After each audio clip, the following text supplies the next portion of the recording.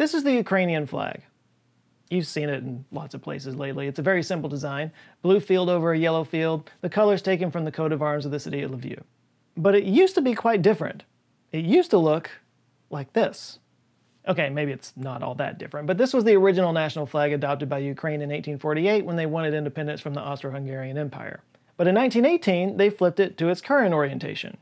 And they did it for one specific reason. They wanted it to emulate a blue sky over a field of yellow wheat. This is how important wheat is to the economy of Ukraine. It's literally emblazoned into their national symbol. Ukraine has often been called the breadbasket of Europe, and for good reason. They're one of the largest agricultural producers in the world, exporting food to dozens of countries.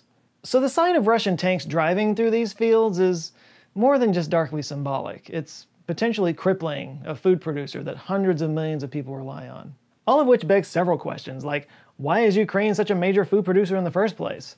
Is this actually increasing the price of food? Is it going to lead to food shortages? And how will this affect geopolitics around the world? You know, the geopolitical thing really shouldn't have been the final question there. That's not really what matters. What matters is, are people going to starve to death because of this? Priorities, people.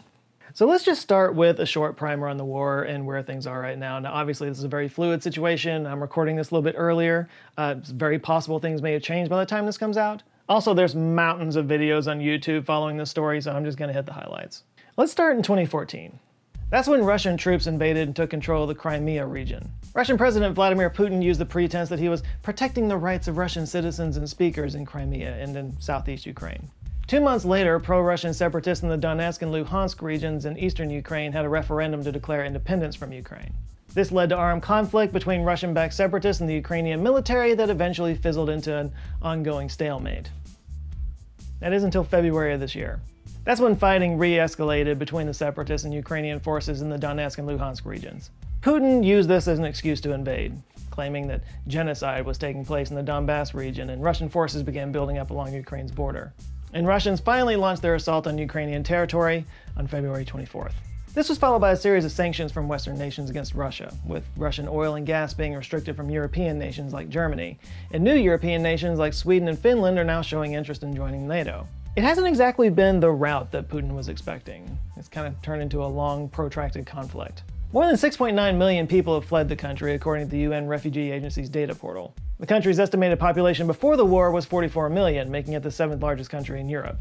In terms of size, it's the 2nd largest country in Europe at 603,550 square kilometers. For comparison, that's slightly smaller than Texas and half the size of South Africa, and 2.5 times the size of the United Kingdom.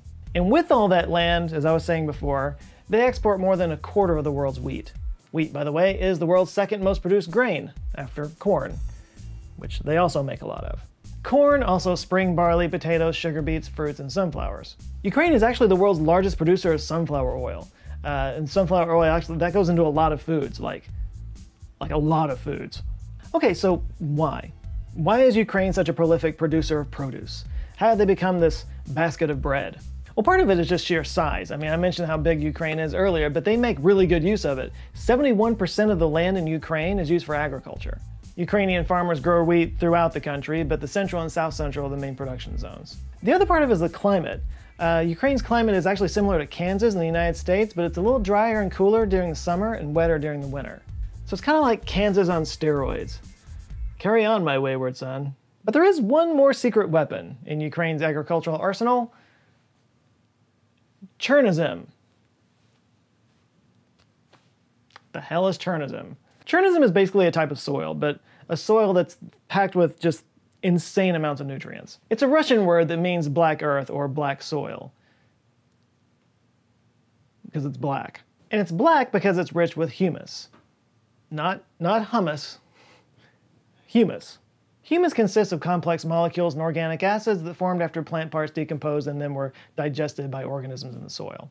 Humic acids are great at retaining water and nutrients like calcium, phosphorus, and zinc, and they can help bridge dry seasons. For example, soils that aren't humus-rich lose nutrients when rain or irrigation water sinks them, down deep below the plant's roots.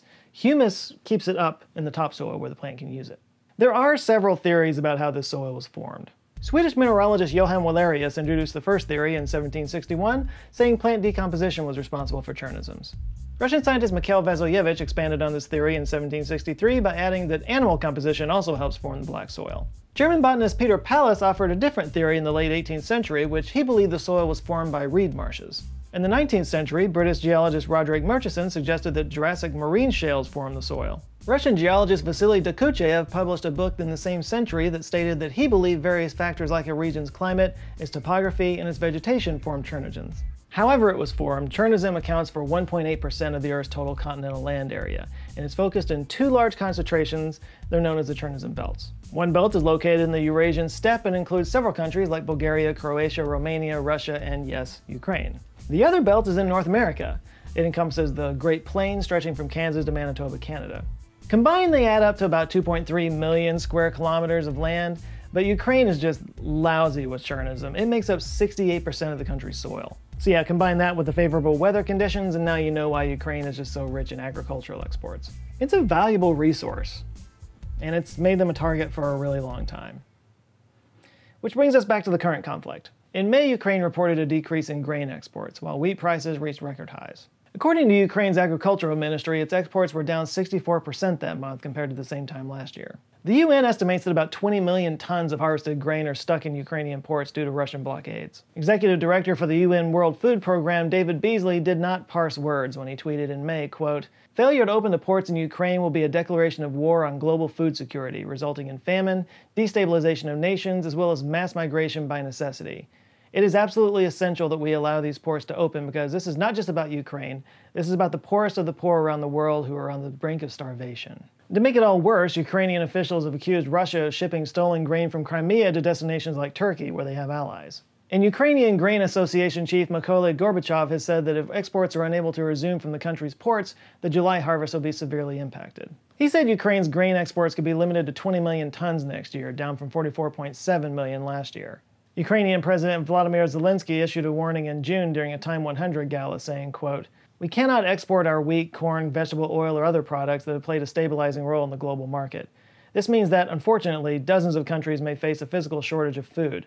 Millions of people may starve if Russia's blockade of the Black Sea continues." The UN World Food Program issued a report in June saying that this could cause a population of 323 million to fall into famine.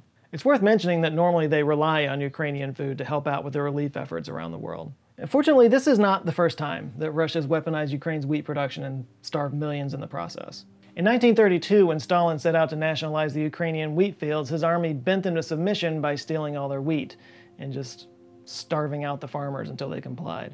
This led to the deaths of up to 5 million Ukrainians in a genocide that came to be known as the Holodomor. It's basically the Ukrainian Holocaust. It's seriously one of the darkest chapters in human history. People were literally just eating wood out of the walls of their homes in desperation. In fact, I made a whole video about this and I'm uploading it to Nebula because it would not be received well here. Very disturbing content. But yeah, I'm including it as part of the Forgotten Atrocities series that I just started over there on Nebula. The idea is I basically want to look up some of these events in history that may have been forgotten by a lot of people, but really explain a lot of things around the world today. And if you're not familiar with Nebula, it's a place where I and many of my favorite YouTubers, we post our content there ad-free, but it's also a place where we can do things that you can't do on YouTube, like this series or some other original series that are on there. We even just launched our first feature film by Patrick Willems. We also just launched Nebula Classes, where you can take online classes from some of your favorite educational YouTubers. I actually just posted a Nebula Talk on there, which is kind of the Nebula's version of a TED Talk, where I talk about this whole manifesting thing and how it's all BS, but still kind of works. Anyway, all that's on Nebula, which is a paid service, but you can get it for free when you sign up with CuriosityStream. CuriosityStream is pretty much the best documentary streaming service on the planet. Everything from science to history, art, music, philosophy, really good stuff from some of the best filmmakers in the world. But yeah, you can get both CuriosityStream and Nebula for $14.79, which is like a quarter off their normal regular subscription price, and that's for a whole year, not per month, a whole year. So just go to curiositystream.com/Joe Scott. You'll get a discount off the regular price and Nebula for free. The Holodomor video will be waiting. It's a crazy deal. It's like $1 a month for 2 streaming services. But yeah, curiositystream.com/Joe Scott.